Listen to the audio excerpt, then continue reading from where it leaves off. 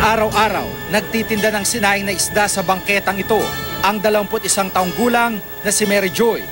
Dito umaasa ang kanyang pamilya ng pantawid sa araw-araw nilang pamumuhay. Naibebenta nila mga isda ng 30 pesos bawat isa. Kasi wala namang isang buong araw 200 ang kita mo. Kunwari may tubo kami. Parang hinuhulog namin sa alkansya, kunwari 100. Pag araw-araw, 100. O kaya 50. Tapos pag naipon na yon, pinapadala na sa probinsya.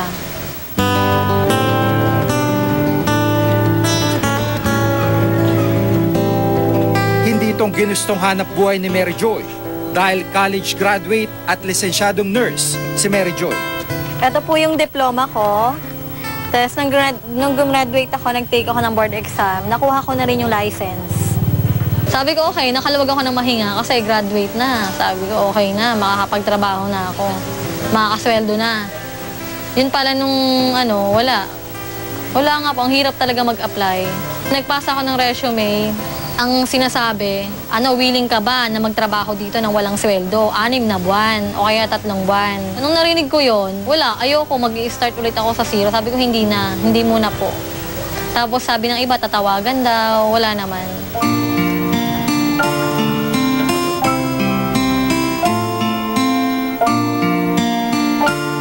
Pangatlo sa 4 na magkakapatid si Mary Joy.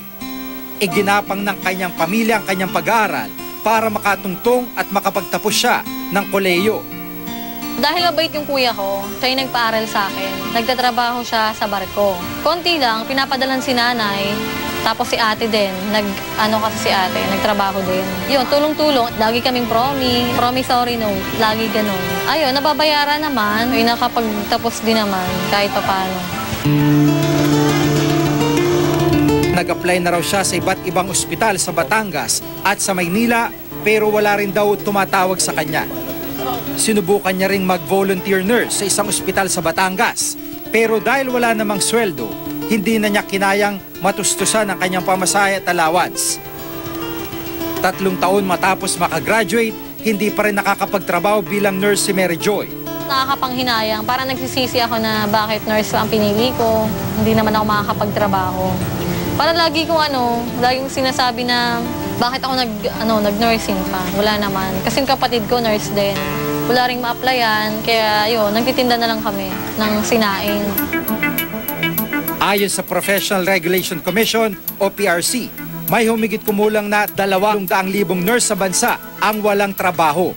Kabilang sila sa tinatayang 3 milyong Pilipinong unemployed o walang trabaho sa bansa. At isa sa bawat 2 walang trabahong ito, kabilang sa sektor ng kabataan. Nagkaroon tayo ng job skills mismatch at ang problema nito ay pwede nating makita doon siguro sa kakulangan din ng impormasyon na ano ba ang magiging demand ng mga trabaho in the next 3 or 5 years. Kung tutuusin, malaki pa rin ang kakulangan ng mga nurse sa mga pampublikong ospital. Kaya malaking katanungan kung bakit walang binubuksang plantilla position para sa mga nurse. Ang limitasyon kasi ng mga ospital ng pamahalaan sa ating bansa, meron tinatawag na plantilla positions. Ibig sabihin, may nakatakda ng bilang ng nurse sa bawat ospital. Kasi kumbaga determined na yon. Kasi naka-budget na yun eh. So kung magdadagdag kang nurse, wala sa budget, saan ka kukuha ng pansweldo? Sa kaso ni Mary Joy, hindi naging kasiguraduhan ang college diploma para makahanap ng akmang trabaho para sa kanya. Katunayan, ayon sa Department of Labor and Employment, tinatayang isa sa bawat 4 na walang trabaho sa bansa ay college graduate. Pero git ng dole, mayroon namang trabaho. This is not as if kami lahat ang gagawa. Kasi kami tinitingnan lang namin yung merkado at we are trying to make it very easy kaya nga ang mandato namin is hindi job creation eh. Our work is employment facilitation para mapagaan ang pagtawid ng isang manggagawa sa merkado ng paggawa. Kung susuriin ang mga trabaho sa merkado, accountants, college professors, at electronics and communication engineers ang may mga pinakamaraming vacancy ayon sa Bureau of Labor and Employment Statistics. Pero kapag sinuri ang mga kursong may pinakamaraming nagtatapos, nursing at information technology ang nangunguna.